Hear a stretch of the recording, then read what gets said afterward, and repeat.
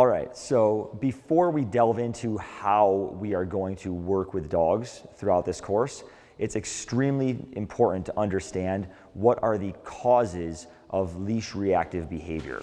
So to really be able to work with these dogs and have long-lasting results, you kind of have to understand what's going on inside the dog's mind and behind the scenes. Ultimately, there are two main causes of leash reactive behavior. The first one, which is by and large the most common, is insecurity. The vast majority of leash reactive dogs are actually quite insecure about other dogs.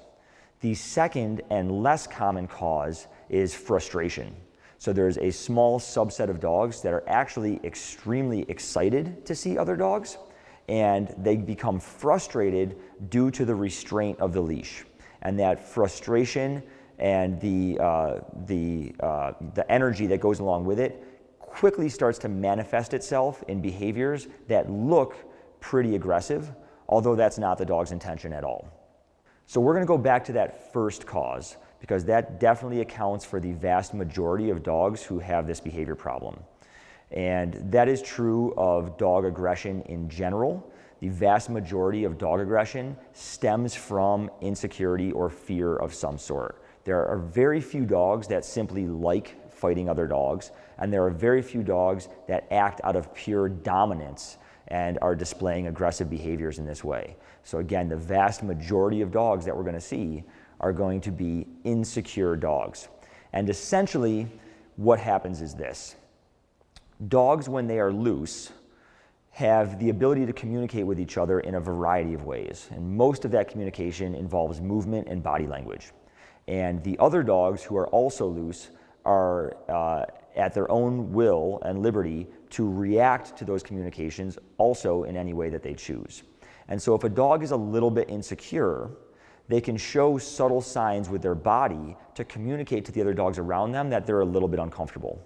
And if those other dogs are well socialized, they respect those cues and they give the insecure dog a little bit of space. This is one of the main reasons that we don't see as much reactive behavior with dogs that are off leash, because they have the freedom to respond to each other's communication. Additionally, for the dog who actually is insecure, being on a leash instantly restricts the dog's freedom of movement.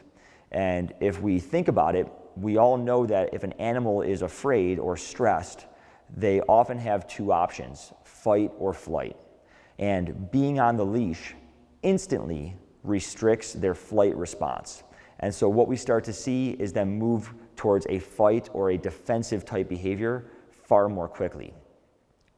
But I do want to talk for a moment about where this behavior begins, where it stems from, and why so many people struggle with it. And this is very much just a theory or a speculation that I have, but I'm going to break it down into sort of a storyline, right? So what I imagine happens is the average person gets a dog, and maybe that dog genetically has a bit of a propensity towards insecurity, or it could be due to lack of early socialization, or maybe even, it was bullied around a little bit when it was young. And so the unknowing dog owner is out walking their dog on a leash, and off in the distance, here comes another dog with its human, also on a leash.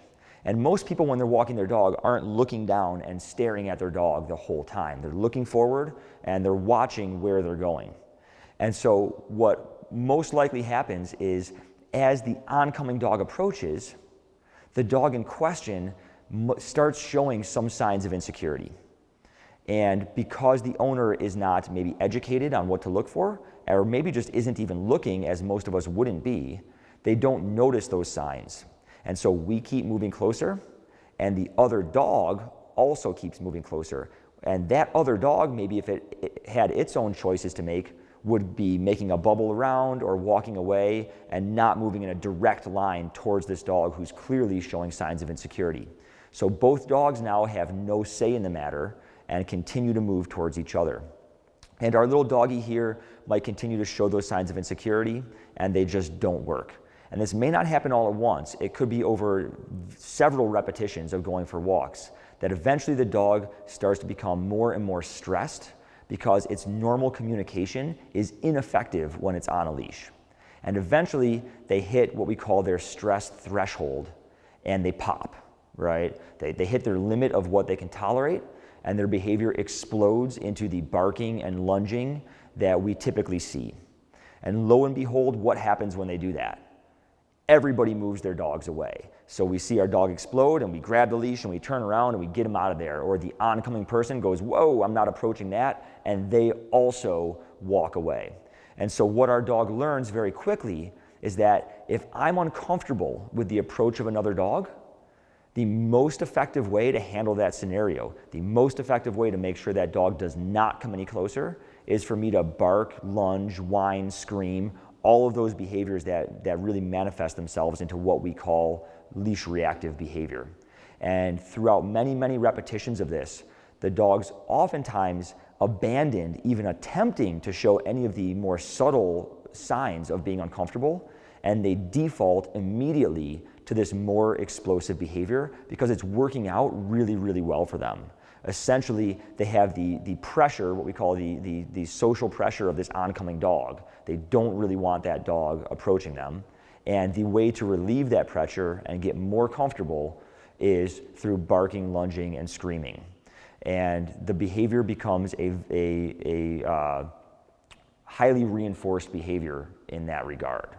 And so the dog learns when I'm on leash, the only communication that works is for me to become highly reactive.